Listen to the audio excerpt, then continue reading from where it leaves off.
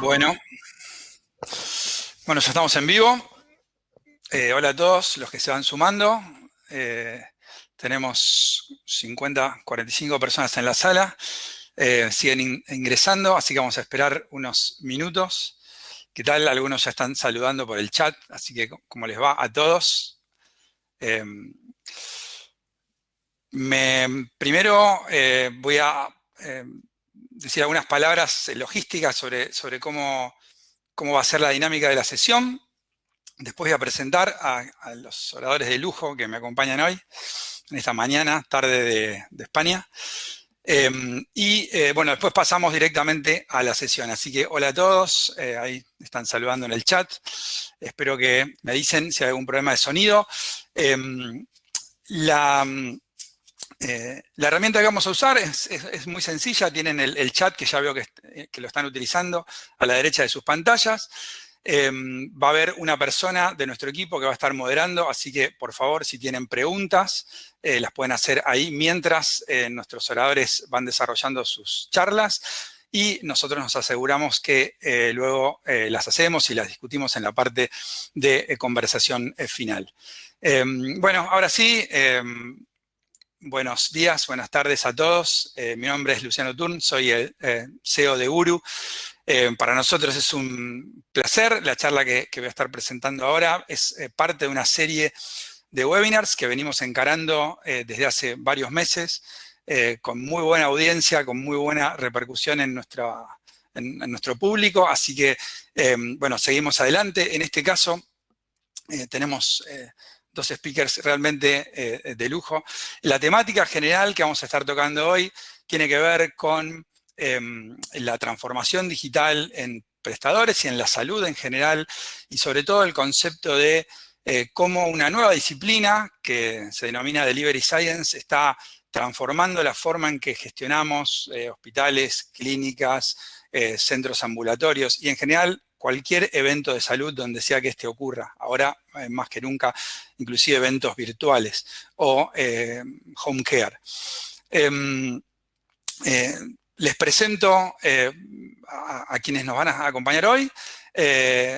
Tenemos, no sé cómo están en las pantallas de todos, pero está Pablo Valdés, que es subdirector médico de la Clínica Universidad de los Andes en Santiago, en Chile. Se ha especializado en gestión y dirección de operaciones de salud en la Facultad de Medicina de la Universidad de Harvard, donde volvió muy recientemente, con lo cual tiene contenido muy fresco para compartir con nosotros. Es médico y magíster en infecciones, epidemiología, con experiencia de más de 25 años en la salud. Paula Petrone es referente de ciencia de datos aplicada a la salud, licenciada en física del Instituto Balseiro de Bariloche, en Argentina. Cursó sus estudios de doctorado en biofísica en la Universidad de Stanford, California, y trabajó en su tesis, hizo trabajo postdoctoral, en Novartis en Cambridge, Massachusetts. Recién cuando charlamos descubrimos que habíamos sido vecinos ahí en Cambridge sin darnos cuenta. Se especializa en ciencia de datos e inteligencia artificial aplicada al sector biomédico. Bueno, como ven, realmente un lujo. Quienes coordinamos estos eventos, somos Guru. Lo que hacemos nosotros es desarrollar soluciones justamente para transformar datos en insights y en acciones y en decisiones más efectivas en donde sea que haya una prestación de salud. Así que para nosotros en particular es súper relevante el contenido que nos van a compartir nuestros oradores hoy. La idea es, entiendo que está todo bien, nadie me dijo que no se escucha ni nada, así que adelante. Si quieren saluden, Pablo, Paula, a todos. La idea es la dinámica. Voy a hacer un contexto para posicionarlos en por qué creemos que realmente este es un momento particularmente disruptivo y particularmente interesante para la salud. Luego le voy a dar la palabra a Pablo, que va a contar su experiencia y en particular qué es lo que está haciendo en la Clínica Universidad de los Andes. Y luego Paula para explicar un poco el panorama general, ¿no?, de cómo la ciencia de datos está revolucionando la salud. Así que sin más, les propongo disparar de nuevo cualquier pregunta. Ahí están, veo que está bueno que están todos saludándose, así que significa que está funcionando todo bien. Bueno, nos metemos de cabeza en lo que vamos a tratar hoy. Les doy un poco de contexto. La salud es el último megasector de la economía, trillonario, 12 trillones de dólares, que no ha sido disrumpido fuertemente por la salud, por lo digital, por el software, por los datos. Si ustedes ven esta línea de tiempo, es muy interesante porque sectores masivos de la economía, como el retail, como el entretenimiento, como la hospitalidad y los hoteles, como la música, como el transporte, como la educación, claramente tienen marcas digitales asociadas que implican un antes y un después. En la salud todavía no tenemos esa situación y el contexto o el mapa que quiero dejar planteado acá es esta pregunta. ¿Este es un momento diferente donde esta línea de tiempo va a encontrar una marca de digital de medicina y de salud conocida por todos?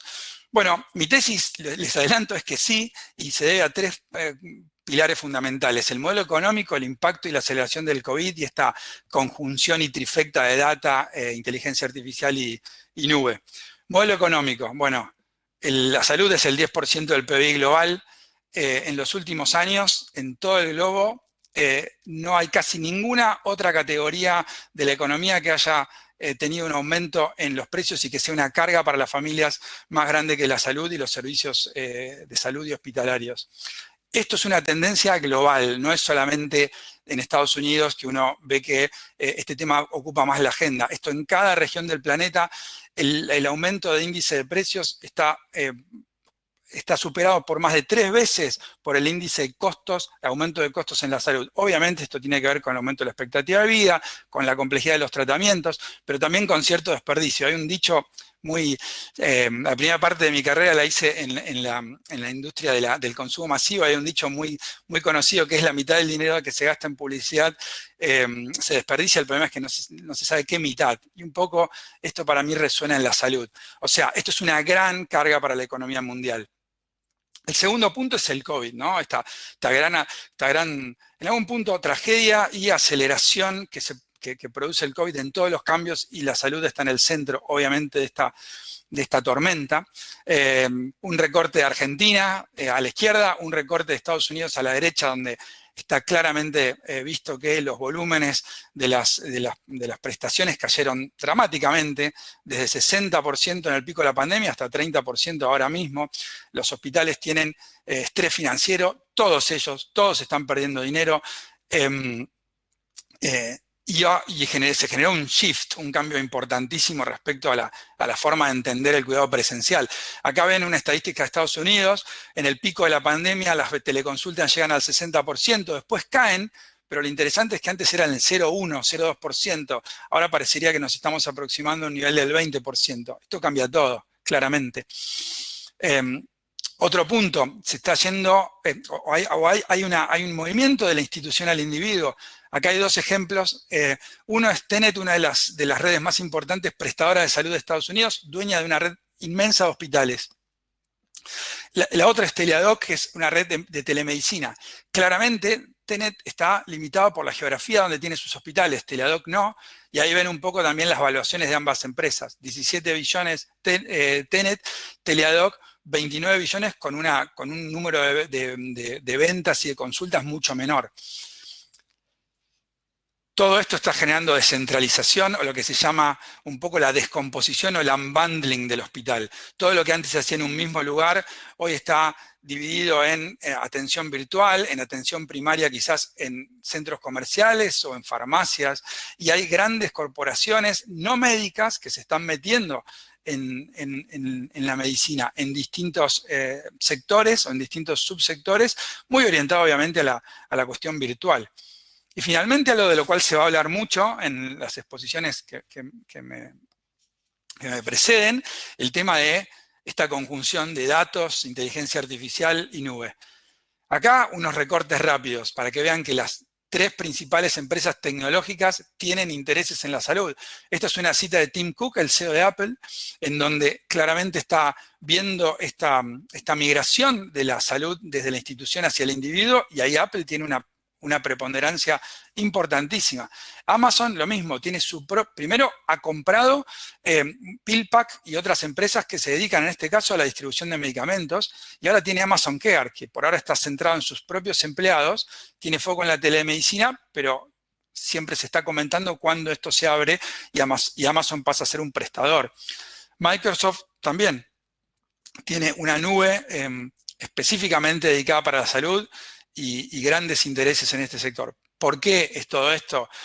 Una frase remanida, pero que aplica perfectamente a la salud porque genera más datos que ningún otro sector de la economía.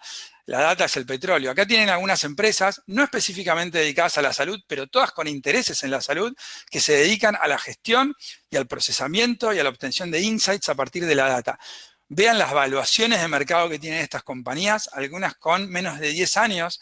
Estas sí son marcas que probablemente ninguno o poca gente conoce, pero están manejando hoy por hoy la data de la salud. En el caso de la inteligencia artificial, 1 de cada 5 emprendimientos que se encaran en este sector, usando esta tecnología, tienen que ver con la salud y el bienestar. Es el principal sector donde se aplica la inteligencia artificial en nuevos emprendimientos. ¿Por qué? Bueno, clarísimo en este mapita. Hay multiplicidad de aplicaciones de la inteligencia artificial en medicina. Medicina genómica, obviamente, pero también analítica predictiva, medicina de precisión, Internet de las cosas, monitoreo del paciente. En cada parte donde hay una decisión en el itinerario del paciente, hay una aplicación de inteligencia artificial posible. Y cerrando un poco este setting que les quiero hacer, es también volver a la parte humana de la medicina. Uno de los líderes, pensadores de lo que tiene que ver con inteligencia artificial en medicina, que se llama Eric Topol, tiene un libro reciente que se llama Deep Medicine, y ahí en él argumenta que la inteligencia artificial, el primer beneficio no va a ser tanto reducir errores, que los va a hacer, o los workloads, sino que va a ser recuperar el tiempo del médico, del personal de salud, para entregar valor ahí donde el ser humano es irreemplazable. Y a mí me parece que esto da un contexto ideal para entender que, en definitiva, si esto ocurre, si la línea esa del tiempo tiene una empresa de medicina digital, ahí tiene que ver, sin dudas, con un factor cultural. Cierro con esto. ¿A dónde están yendo los equipos modernos en salud? En combinar habilidades del dominio específico de la salud, sin dudas, pero también, y obviamente, background clínico, pero también diversidad, ¿no? Diversidad de formaciones y identidades personales, y también manejo de skills computacionales y de datos. Esto es lo que va, en definitiva, a abrir, va a ser la llave que abra este gran tsunami que, es mi tesis, está ocurriendo y va a ocurrir en los próximos años en la salud.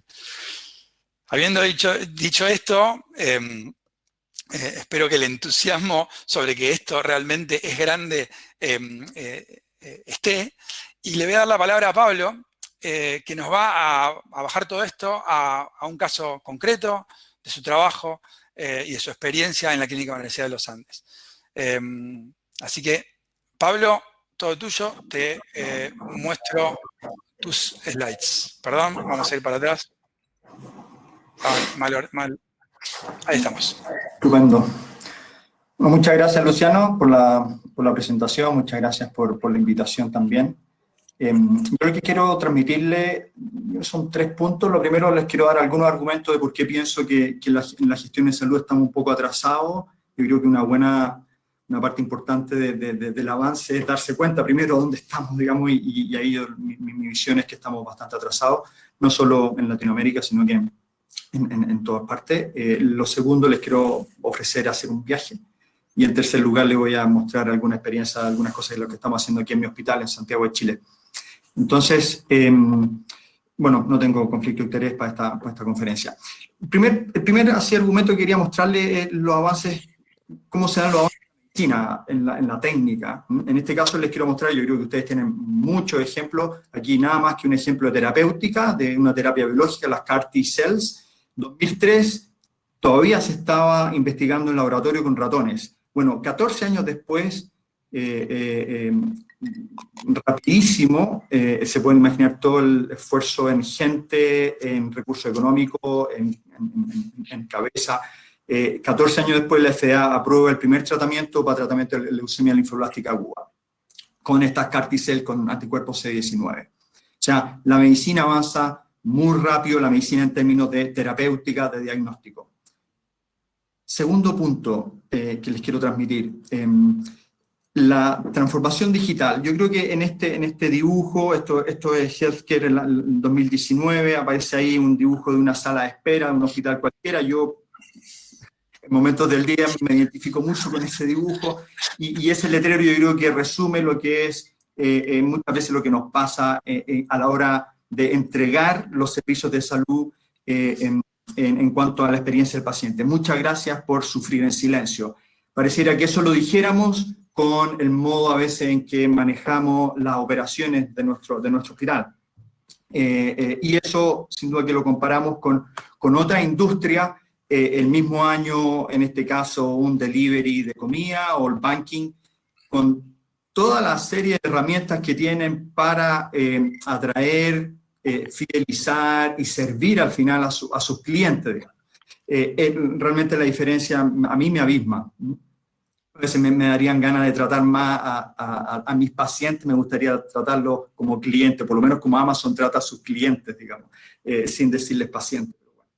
Y el tercer punto es este gráfico extraído, o sea, adaptado de esta publicación en JAMA 2015, muestra, si es que ustedes ven la barra del extremo izquierda, está el porcentaje de los ingresos que invierten en investigación y desarrollo la industria de tecnología y farmacéutica, y luego varias otras industrias, internet, comida, y al extremo derecho, en esa barra que apenas se ve, es los servicios de salud, hospitales o ambulatorios.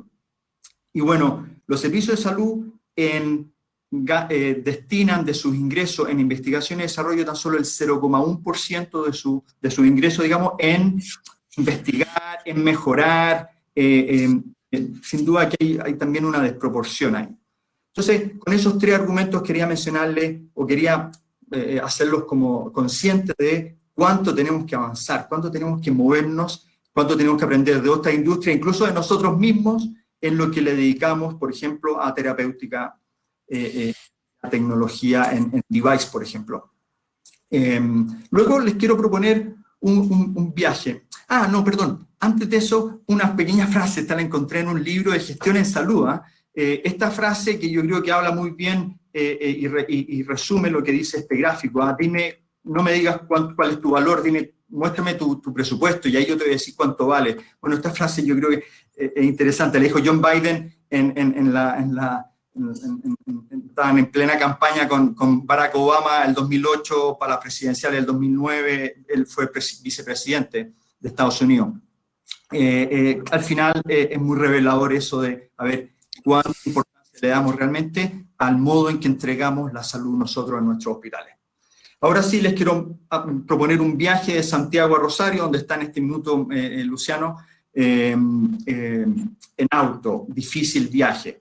Entonces, un poco el modo de entender la gestión en salud, yo pienso que cómo hacer este viaje, en primer lugar lo podríamos hacer como este personaje de memoria. Yo me acuerdo, una vez hice este viaje, hace varios años atrás, o alguien me dijo cómo se hacía, entonces yo de memoria me voy a ir en auto a Rosario. Bueno, sin duda que voy a dedicar más tiempo, voy a equivocar el camino sin duda más de alguna vez, y voy a repetir además los errores. Eso es lo que yo veo, es un hospital que gestiona quizás con algo de data, tiene algunos registros por aquí y por allá, pero confía mucho en, no, mira, es que este personaje trabaja, no sé, en la bodega hace 20 años, lleva todos los registros, sabe perfectamente qué insumos hay que comprar en septiembre de un año común y corriente, porque esos son los valores más o menos que... Y sin duda que es difícil gestionar así, sin duda que nos vamos a equivocar muchas veces, vamos a repetir más. Podemos dar un paso adelante y comprarnos un plano o desenterrar un plano así en papel y hacer este viaje de Santiago a Rosario con un plano, pero sin duda que los datos probable que no estén actualizados, que ahora haya un puente nuevo, un camino, un desvío que no estaba, no lo refería el mapa. La retroalimentación de mi camino, de mi ruta, no es muy buena. O sea, para saber si es que voy en la ruta correcta, voy a tener que esperar llegar a la siguiente ciudad. O sea, cuando aparezca ahí, bienvenido a Mendoza, sí, voy a saber si no, voy en el camino correcto, digamos. La retroalimentación es difícil y obviamente también el aprendizaje es difícil. O sea, si es que me doy cuenta que hay un desvío que no corresponde al plano, el aprendizaje a lo mejor voy a tener que agarrar un papel y escribir ahí en el mismo plano, eso se va a perder. Bueno, así pienso que me identifico además en mi hospital en este minuto, hospitales que tenemos registro clínico electrónico, tenemos data, pero ocupamos reportes del pasado, pedimos un reporte y nos entregan, no, sí, no, esta fue la utilización de las box de consulta del año pasado, 2019, enero a diciembre, perfecto, o incluso hasta octubre del 2020, ya bien, pero no tengo retroalimentación muy fácil. Quiero hacer una implementación, una mejora en la utilización de pabellones, y ya después de un mes tengo que volver a ir a donde la persona de TI, oye, hazme un reporte, por favor, para ver cómo me fue en el mes pasado. Bueno, obviamente el aprendizaje se torna muy difícil. Y lo más fácil, yo creo que lo hacemos todos para hacer este viaje, es bajar, bueno, de estos programitas, un Google Maps o un Waze, que nos va a ir diciendo más fácil el camino, es de fácil acceso, lo tenemos en el celular o lo podemos tener en la pantalla del auto, los datos van a estar en línea, por lo tanto me va a decir dónde hay un atasco del tráfico, toma un desvío, o hay un carabinero, me va a alertar, y además me van a mover a la acción, me van a decir, oye, un kilómetro más, dobla a la derecha. Bueno, yo creo que ese es el muy buen concepto de gestión, de mejorar las operaciones en salud, tener data, no solo accesible, o sea, accesible, sí, pero que me oriente a la acción. Yo creo que es un punto esencial en cuanto a un sistema de gestión moderno utilizando análisis. Por último, les quiero mostrar algunas cosas de lo que hemos hecho aquí en nuestro hospital. Nosotros hemos querido, por un lado, hace unos años atrás, creamos la Dirección de Desarrollo y Proyecto en diciembre de 2007 porque quisimos entrenar un poco el músculo de cambio, el músculo de tener una gente especializada en apoyar a las áreas clínicas en proyectos y mejora de procesos. Efectivamente, estos eran los dos focos que le pusimos en primer lugar a esta Dirección de Desarrollo y Proyecto, proyectos y mejora de procesos. Entonces, así había una sola persona el 2018 y sacó adelante tres proyectos clínicos, 3 mejoras de proceso, muy bien. El 2019 ya eran 2 personas, crecimos a 5 proyectos y 8 mejoras de proceso, y este año las mismas 2 personas ya empiezan a abarcar más trabajo. Ahora, el gran desafío nos lo hemos planteado este año, estamos estudiando en el presupuesto incorporar más personas, llegar a 5 personas para el 2021, obviamente vamos a tener más capacidad de gestionar proyectos, también tenemos 15 en evaluación, y le agregamos, esto es lo más interesante, una gestión de datos, una unidad de gestión de datos nuclear, podríamos decir embrionaria, de lo que puede llegar a ser una unidad ya de data análisis más moderna, y estamos haciendo un estudio para ver si lo podemos incluir, como decía, ya como un estudio formal, un proyecto formal el próximo año. Entonces, eso es en cuanto al músculo de gestión de cambio, pero también lo otro que tenemos que cambiar es el mindset.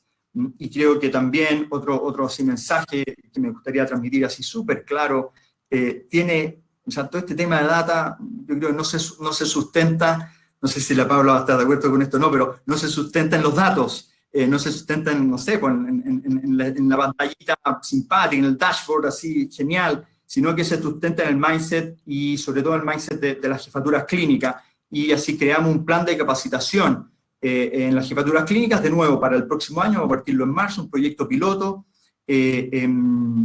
in-house, muy acotado, muy así como a la medida. Obviamente, aparte de gestión de proyectos, de análisis de datos, le vamos a tratar de meter otros contenidos como liderazgo, cultura y valores, pero sin duda que es esencial para mover a la institución, tener ese convencimiento de que el modo de gestionar no es por el reclamo del paciente o el reclamo del médico para el jefe de pabellones que tiene a los cirujanos encima, tampoco es la guata, mira, a mí me tinca qué, sino que tiene que ser sustentado en datos y eso tiene que también estar muy centrado en la cabeza y en el convencimiento de todos. Muchas gracias de nuevo, Luciano, te dejo a ti de vuelta. Espectacular, Pablo, realmente súper interesante el contexto y también lo que están haciendo en la clínica. Me gustaría después profundizarlo cuando charlemos. Ahora le doy la palabra a Paula, que veremos si está de acuerdo contigo y conmigo o no. Ahora paso a... o se generará un debate. Paso a tus slides, Paula, tenés el control. Que estamos totalmente alineados. Bueno, primero, gracias por invitarme, es un honor presentar aquí ante toda esta gente y también junto a Pablo, ¿no?, que es un experto y un referente en su tema. Gracias, Gurutín. Bueno, voy a empezar con la palabra inteligencia artificial. Yo creo que hoy no cabe duda lo que la inteligencia artificial puede hacer por nosotros en varios ámbitos, en nuestro día a día. Nos puede decir, por ejemplo, cómo se llama una canción que estamos escuchando, si va a llover mañana. Nos puede incluso decir quién va a ganar las elecciones o cómo ganar las elecciones. En el ámbito de salud también hay muchísimas preguntas que hoy en día se están resolviendo, como dijeron Luciano y Pablo. Podemos, por ejemplo, estas preguntas son básicamente una pasión que yo desarrollé en los últimos años, en base a mi trabajo, tanto en la academia como en la industria. Hoy en día, por ejemplo, podemos decir cuál es el precio óptimo, o tratar de estimar el precio óptimo para un fármaco. Podemos predecir si alguien va a tener depresión o demencia en los próximos años. Podemos predecir los efectos colaterales de una droga. Podemos tratar de prevenir caídas y readmisiones en algunos pacientes en base a su genética. Podemos ayudar a identificar pacientes que se van a beneficiar en un ensayo clínico. Hoy por hoy podemos por ahí diagnosticar si uno está enfermo o si se va a enfermar en los próximos años. Bien, todas estas preguntas se pueden contestar a partir de los datos, convirtiendo en los datos en información y luego en conocimiento, en un trayecto que hoy conocemos y ya llamamos como transformación digital. Pero este viaje no termina aquí en el conocimiento. La parte más importante del viaje es tomar decisiones educadas en base a estos nuevos conocimientos y producir un cambio profundo en la institución, un cambio profundo en la forma que tenemos de hacer las cosas, como varios ejemplos nos dijo Pablo. Ahora bien, una cosa que quizás se sabe menos, la inteligencia artificial está en auge hoy, todos hablamos de ella, pero es quizá, diría yo, uno de los pasos más sencillos y de más corta duración en un proyecto de transformación digital. Me atrevo a decir que insume un 20% de los recursos del proyecto.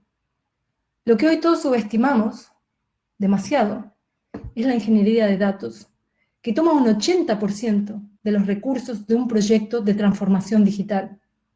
¿Y por qué? Hoy podemos decir que la inteligencia artificial es el desafío del día y la ingeniería de datos y el traspaso de datos e información es el desafío de ayer no resuelto. Cuando vamos a consultar o cuando vamos a trabajar con datos en varias instituciones, siempre nos encontramos con los mismos problemas. Los datos no están estructurados, son datos de mala calidad, hay muchísimos datos faltantes, hay datos incompatibles. Por ejemplo, podemos tener dentro de un hospital 2 bases de datos que refieren a los mismos pacientes, pero con distintos índices, para lo cual no podemos tener una idea de la historia clínica completa, de lo que está pasando hoy en día, basado en lo que pasó ayer. Muchos de estos datos son confidenciales y con GDPR, por ejemplo, no podemos tomar decisiones, no podemos utilizarlos, no podemos mejorar la salud de estos pacientes porque no podemos acceder a los datos.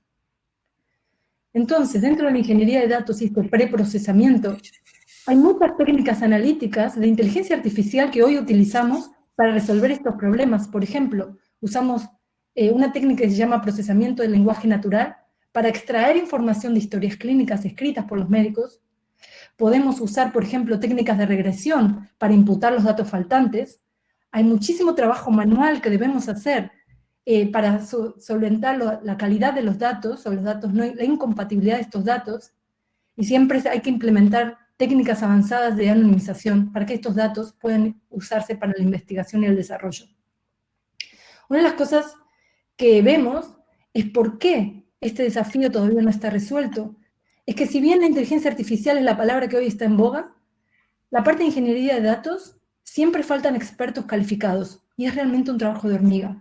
Faltan ingenieros y arquitectos de datos que sepan realmente establecer pipelines de datos sólidas que se integren con la ciencia de datos, y que ambas técnicas trabajen juntas. Por eso, las propuestas que hacemos nosotros desde Fenobyte, en base a nuestra experiencia, es un trayecto que se implementa de la siguiente forma. En el layer inferior está la ingestión de los datos, donde se homogeneizan y se compatibilizan, ya sea usando, por ejemplo, NLP o curación manual. Usamos, por ejemplo, un layer de datos que puede ingestar desde la nube, desde files de datos o archivos de datos que se suben, desde MySQL, desde SAP, desde Excel. Este paso es crítico y fundamental, y ya Pablo lo mencionó antes. Han dedicado una unidad de su institución a este tema. Una cosa que también se entiende es que usar vocabularios controlados para que pacientes de una base de datos puedan comunicarse o linkearse con otras. Por ejemplo, en el siguiente tenemos el traspaso de estos datos a lo que significa información. Datos e información no es lo mismo. Los datos por sí solos no dicen nada. Una vez que están ordenados, curados y masajeados, pueden llamarse información. Ahora, información, en este layer, depende del estado y el uso, hay que implementar técnicas de ciberseguridad y confidencialidad. Y en el layer siguiente, recién podemos aplicar las técnicas de análisis, inteligencia artificial, machine learning, analítica avanzada, estadística, bioestadística. Y es en la parte final donde producimos los dashboards, los reportes, incluso la implementación. Ahora, como les comenté antes, este proceso de transformación digital no termina en el conocimiento, ahí es donde realmente el viaje empieza.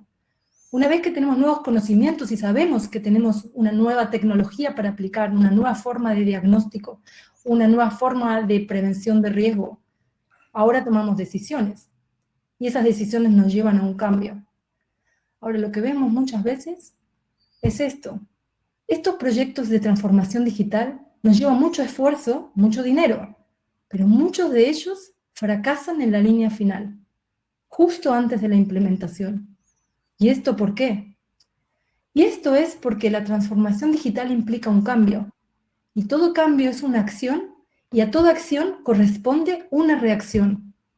Hay una resistencia a la adopción de nuevas tecnologías en las instituciones, y esto es porque hay un agnosticismo de los practicantes a esta nueva tecnología, que viene muchas veces por no saber, muchas veces por no tener tiempo para enterarse, y muchas veces simplemente por cuestiones políticas y cuestiones humanas.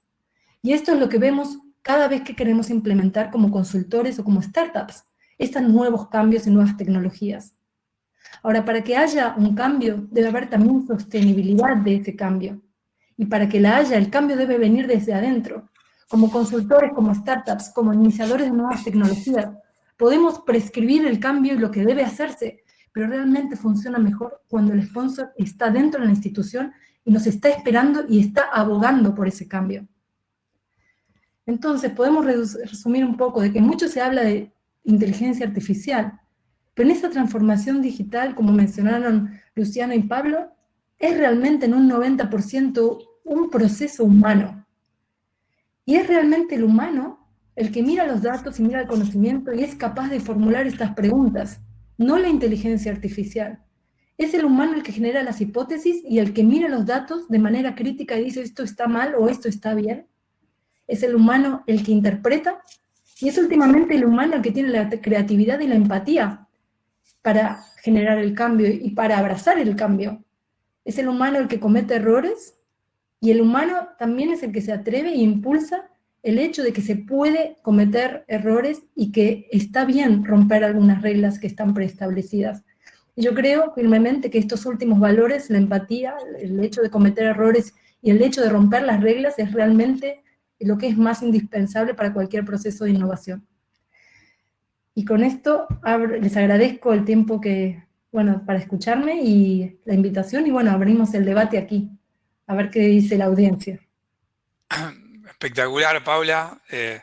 Un montón de preguntas que estaba leyendo acá a mi derecha. Quizás ahora voy a ellas, pero lo primero que me surgía cuando escuchaba el final de tu charla es como este requisito en la innovación, que es como animarse en algún punto a probar, a cometer errores, arriesgarse. ¿Qué pasa? La salud, por otro lado, es conservadora, pero por una razón, ¿no? O sea, el otro día leía, creo, a Reed Hastings, que es el CEO de Netflix, y dice, bueno, si yo creo un contenido y no funciona tan bien, no pasa nada, ¿no? Y es una compañía que incentiva la no regla para la innovación, es como un referente. Pero seguía la frase al lado, pero no hacemos salud, ¿no? No somos una... Entonces, ahí es donde yo me pregunto, claramente hay una razón de ser de este conservadurismo, porque hay mucho riesgo de dañar, ¿no? Por otro lado, es necesario animarse e ir contra esa corriente para innovar. ¿Cómo se combina esto? ¿Cómo se hace? Yo creo que se hace planeando. Y muchas veces uno planea, bueno, voy a aplicar inteligencia artificial para responder estas preguntas. Y muchas veces lo que hacemos en estos proyectos es le preguntamos, ¿y con esto qué vas a hacer? ¿Cómo lo vas a implementar? ¿A cuánta gente le va a llegar? Bueno, es que no sé. Bueno, primero planteemos a eso antes de invertir. Porque ahí firmemente te puedo decir, este proyecto te va a hacer ahorrar tanto dinero en el hospital, te va a hacer salvar tantas vidas, no sé si ese es el caso que uno quiere resolver. Pero ¿qué es lo que vas a hacer con eso antes de empezar a mover un euro o un peso para lograr esta implementación de datos? Es plantear el último paso antes de empezar con el primero. Eso en general es lo que lleva al proyecto a decir, o no lo hacemos, o lo hacemos y termina bien. Está buenísimo, está buenísimo. Y ahí te pregunto, Pablo, ¿no? Que mencionabas este esfuerzo de formación que inclusive hacen en UANDES o que están encarando. También sé que viniste de Harvard y es un programa muy nuevo, no del lado de administración ya, ¿no? De la escuela de administración, sino de la escuela de medicina formando gente. Hay un punto acá donde con la formación se puede llegar a conectar mejor a este lado de la ciencia de datos con el lado más médico y de gestión clínica. ¿Qué pensás? Sí, no, yo creo que es esencial, ¿no? Bueno, abundando más en lo que dijo Paula, pero el cambio viene como de la primera línea, el cambio no viene del analista de datos, digamos. O sea, el tema es que para juntar las dos cosas, un buen punto es esto, el tema de la formación o de ofrecer estos cursos, como tú dices, claro, el curso fue especial, no le había dado ese enfoque que tú le acabas de dar, pero es interesante porque en Harvard, bueno, obviamente hay cursos de gestión en la escuela de negocio, digamos, de hecho hay un máster también de gestión hospitalaria, pero desde el punto de vista de salud pública, en la escuela de salud pública, y este es un máster nuevo en la escuela de medicina, súper aplicado, muy aplicado al hospitalario. Y un poco intentando hacer este puente entre el analista de datos más duro, por decirlo así de algún modo, y la gestión. Está buenísimo, porque ahí pensaba, ¿no? Como Paula decía, toda esta parte de la ingestión y la transformación del dato, la ingeniería de datos como elemento clave, pero también cómo se hace para trabajar conjuntamente, ¿no? A veces hay parece que se hablan distintos idiomas entre esos grupos de trabajo y cuando en esos círculos que se intersectan está un poco la dificultad. Pregunta de la gente, sí, Paula, disculpa. No, es una cosa notoria que la gente se está esforzando hoy en contratar data scientists, cuando en realidad lo primero que tendríamos que contratar son data engineers. Y que en ese grupo tienen que trabajar juntos. Porque el data engineer es el que prepara los datos, pero tienen que saber cómo prepararlos para que luego se puedan analizar. ¿Y quién plantea la pregunta? ¿El equipo de Pablo? ¿Cómo es? Me interesa como la génesis de la pregunta, ¿no? ¿Cómo se genera una buena pregunta? ¿Quién la genera? ¿La genera la gente del equipo de salud? ¿La generan conjuntamente con alguien especialista como tú en formular preguntas que pueden ser respondidas a través de los datos? ¿Cómo es eso? ¿Cómo se genera una buena pregunta? ¿Vamos a Pablo? ¿O? Sí, no, mi punto de vista es que la pregunta la generamos la gente de la salud, a ver, en un caso de una mejora de proceso o de mejora de logística, bueno, la persona que está ahí en la primera línea. Al fin y al cabo, por lo menos yo como lo veo, claro, a uno le dan bastante formación así científica pensando en investigación. Bueno, sería curioso que un médico para investigar algo pescara datos, empezara a registrar a sus pacientes y después mirara los datos de los pacientes y dijera, oye, ¿sabes qué? Mira, parece que esto calza, voy a planificar algo, una intervención aquí. Más bien al contrario, tiene un punto de dolor, un pain point que quiere resolver, por qué esto no está funcionando, cómo esto lo podemos mejorar. El tema es que, claro, muchas veces ese pain point que sí, a veces esa sensación o feeling, no tiene cómo resolverlo, no tiene los datos para sustentarlo. Ahí viene, yo creo que la unión con el data engineer que decía la Paula. ¿Las preguntas vienen de los médicos o del negocio si estamos hablando de otros dominios? Hay otro tipo de proyectos que en general fallan, es cuando se abordan los datos como para averiguar algo. Por ejemplo, vamos a traer datos de la población para que nos diga la respuesta del COVID. Eso no funciona. Ese tipo de proyectos en general, en toda mi experiencia, exploratorios, que la inteligencia artificial se ve como un gran oráculo, o la computadora de Batman, esos proyectos. Hoy en día los modelos sirven cuando uno va con una pregunta bien puntual. Hay varias preguntas de la audiencia respecto a los vocabularios, ¿no? ¿Cómo homogeneizar los datos que no se encuentran estructurados, ¿no? Hay preguntas desde cómo se parametrizan historias clínicas, cómo se hacen tesauros para ingresos de datos de los profesionales. ¿Qué se está avanzando en eso, Paula, que lo tocaste cuando hablaste de los datos estructurados o de las terminologías? Hoy en día se está avanzando bastante en ese tema. Se pueden extraer, por ejemplo, categorizar pacientes y realmente ya darle a un clasificador el texto completo y extraer todo tipo de información. Por ejemplo, palabras claves, sentimientos, semántica de las historias clínicas. O sea, se pueden ya trabajar muchísimo con la historia clínica. Hay un solo problema, que por ahí Pablo nos puede contar un poco más. El problema es que yo ya, ahora cuando voy al médico, veo cómo tipean las historias, y muchas veces se tipean de una forma en la que no se van a poder recuperar luego. Con sinónimos o con muchas, y esas historias clínicas están perdidas. Entonces, por ahí empezar a entrenar a nuestros médicos a dar más detalles o a estructurar ya mismo desde la consulta, ¿no? Pero sí que se puede hacer un montón con las historias clínicas, se pueden hacer un montón de cosas con las recetas. Y hay, la técnica se llama Natural Language Processing y está bastante adelantado hoy en día. Buenísimo, buenísimo. ¿Y se puede utilizar reconocimiento de voz porque qué pasa también? Se transformó la consulta médica, ¿no? Del 80% dedicado al paciente al 80% viendo la computadora para registrar, ¿no? Lo he visto resuelto con un presupuesto que claramente no es el nuestro, a través de escribas o como roles aparte que hacen toda esta ingesta de datos, esta carga de datos. ¿O qué otra solución hay? Para que el paciente para que el médico pueda recuperar ese tiempo que hoy le demanda el ingreso de datos. Bueno, en ese sentido yo no sé, una de las técnicas interesantes que están empezando a pasar es toda la consulta por WhatsApp, que se hace a través de telemedicina, y se puede, por ejemplo, empezar a implementar sentiment analysis para entender cómo un paciente realmente está en una situación de urgencia o no, y de ahí dirigir la consulta a un médico en particular. Esas son unas startups que después puedo contar offline que ya lo están haciendo. Buenísimo. Pregunta Andrea para Paula si consideras que otros tipos de datos aportados directamente por la ciudadanía, por las personas, son necesarios incorporar a los pocos que ya están disponibles, como complementando los datos que entiendo yo que dice la pregunta, que captura el sistema de salud por otros datos más, no sé, capturados de otras maneras por la gente en su vida cotidiana. Bueno, eso se está haciendo, datos de comportamiento, por ejemplo, que se adquieren a través de todas estas aplicaciones, teléfonos, eso es muy útil. Pero para mí entender lo que nos ayudaría muchísimo a nivel público es tener un genotipado de la población y trabajar directamente con eso y ver cómo se correlaciona la genética con las demás variables.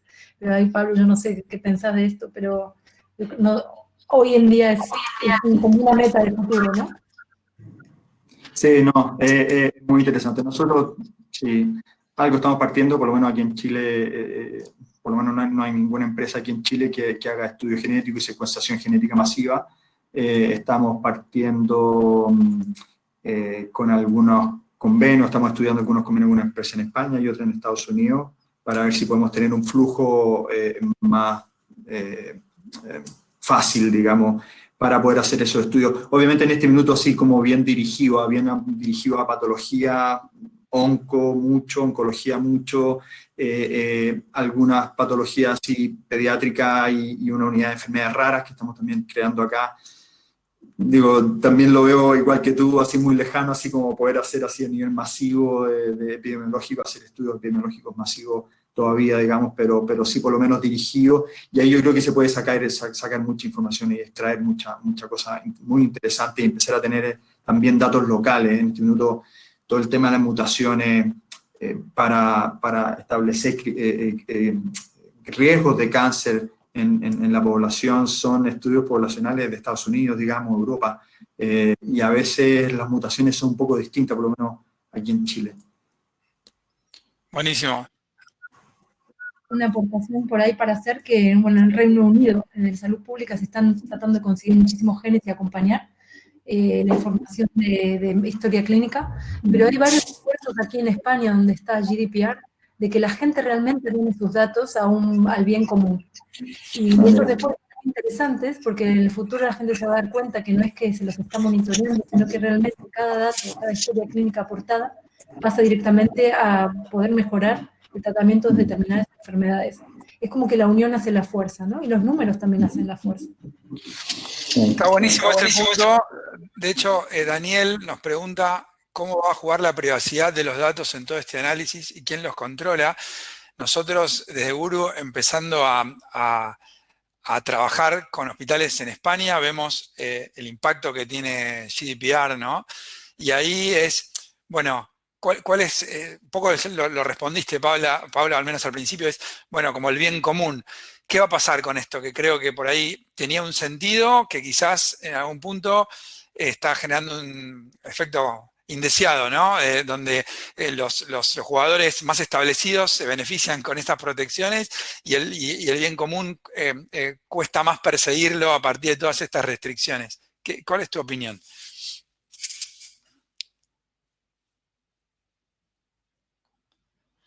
No se escucha. Ahí está. Balance, ¿no? Yo creo que los datos anonimizados, correctamente anonimizados, no generan restricciones y que realmente estos datos se pueden usar y son sumamente valiosos. Yo misma no restringo de dar información ni me elimino de bases de datos. Sé que mis datos se están utilizando y creo que en general el sistema de salud está bien. O sea, creo que hay que, por ejemplo, aquí, Andreas, yo me había olvidado el nombre, pero es Salus Coop, es un ejemplo, por ejemplo, de cómo todos estos datos se están recopilando y la gente los puede donar y van a ser directamente utilizables. Y es seguro, no hay ningún impedimento para el paciente, todo lo contrario.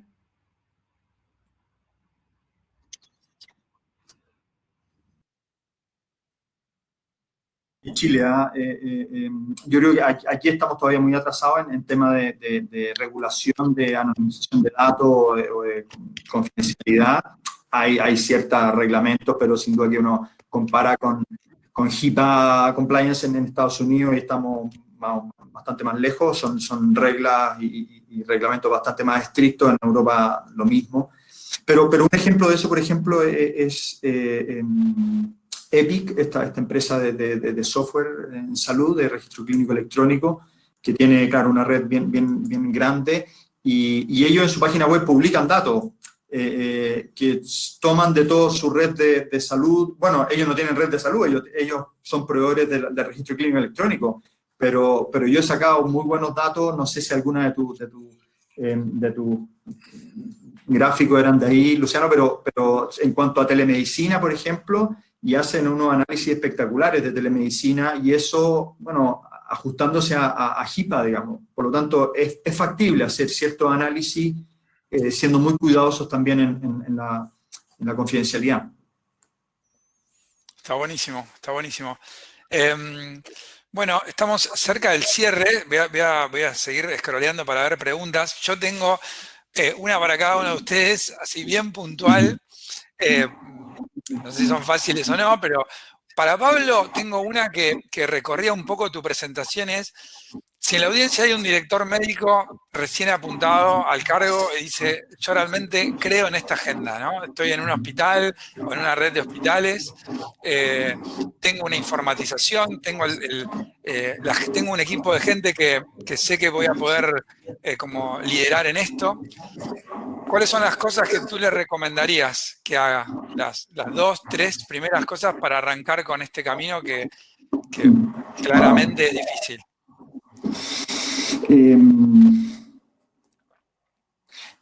Pienso lo primero es leer, hay buenos libros, estudiar un poco, no se trata tampoco que se ponga a estudiar data analytics, digamos, y se ponga a estudiar algoritmos de machine learning, digamos, yo creo que no hace falta un director médico, pero sí leer y embeberse un poco de este movimiento, digamos, y de esta maduración en el uso de datos.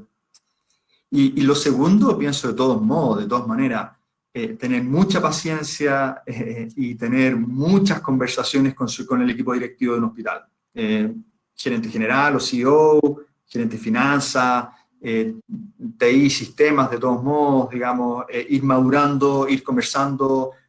Le aseguro que la primera, segunda o tercera conversación o reunión no va a convencer a nadie, pero se va metiendo el tema, se va introduciendo el tema y se van buscando buenos argumentos al final para que sea un lenguaje común de todo, y ya después sale el tema de data y todos saben, están como empujando. En ese sentido, esa labor de gestión de cambio primero en la cabeza es esencial. Está buenísimo, buenísimo. Y está clarísimo. Y para Paula, pensaba en, cuando preparé un poco mis slides, vi una interesante artículo en Nature que hablaba como de la gran concentración de la inteligencia artificial en medicina en el caso de las imágenes, ¿no? Y sé que vos tenés como muchas otras experiencias de buenas preguntas que no tienen que ver con imágenes, que se respondieron o que se abordan del lado de la inteligencia artificial. La pregunta viene de dos lados. Uno es, ¿qué falta para que la inteligencia artificial por ahí... ¿Son limitaciones tecnológicas de la inteligencia artificial que la hacen tan concentrada en la salud, en las imágenes? ¿O hay otra? ¿Qué falta para que permee en la organización? Y por ahí para que nos inspires, ¿en dónde la has aplicado tú? ¿En qué preguntas interesantes? Si nos puedes contar un poquito más algún caso inspirador, interesante. Ya, a ver, yo quiero ser totalmente transparente. Cuando uno dice inteligencia artificial, el término hoy en día está totalmente diluido. Se puede tomar desde aplicar un deep learning, que es una red neuronal, a una imagen médica, o se puede hacer un simple análisis en Excel. En muchísimos casos vemos startups, o vemos trabajos, o vemos publicaciones, que es realmente lo último. Y podemos explicar por qué. En realidad, el auge de la inteligencia artificial en los últimos años viene dado por la red neuronal. Las redes neuronales han avanzado muchísimo y muy rápido, y el mejor caso es para analizar masivamente cantidades de información. Por ejemplo, en las imágenes médicas, donde hay muchísimos píxeles y también hay muchísimas imágenes. Ahora vamos a los datos más frecuentes que no involucran imágenes. Ahí es cuando te das cuenta que no hay big data. Hay data. O small data. Small data.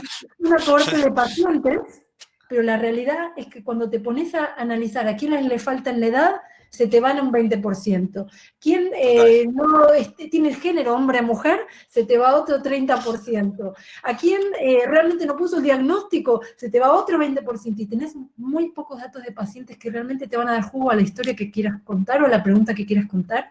Y ahí, con suerte, usás algunos elementos de bioestadística y estadística general muy sencilla. Ejemplos interesantes fueron, por ejemplo, analizar los costos que puede llevar, por ejemplo, un tratamiento para infarto o para stroke a largo plazo, o, por ejemplo, analizar el cost of care, se le dice, determinadas poblaciones después de alguna intervención, por ejemplo. Pero esos tipos de estudios terminaron siendo muy sencillos, porque realmente empezamos con 10.000 pacientes, pero realmente donde sacábamos jugo eran de 1.000. 800.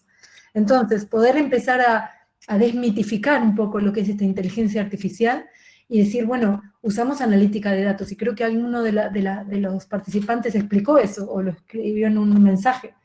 Cuando uno dice inteligencia artificial, realmente vamos más a lo que uno como humano puede preguntarle a los datos. Está buenísimo para mí como cierre esto, lo que decís, porque es buenísimo escucharlo de una persona que realmente aplica esto en el día a día y en proyectos reales, y cómo desmitificar la inteligencia artificial es bueno porque también lo hace más, lo acerca a la realidad. ¿Qué tipo de preguntas realmente podemos responder? Y quizás la mayor parte de esas preguntas son con small data y con modelos estadísticos, digamos, que requieren pico y pala, digamos, ¿no? Pero la disciplina de llevarlos adelante, ¿no? Así que eso es, me parece un buen punto para ir cerrando. Faltan 3 minutos para cumplir con la hora que nos habíamos establecido. Realmente para mí fue un gusto, un placer escucharlos a ambos.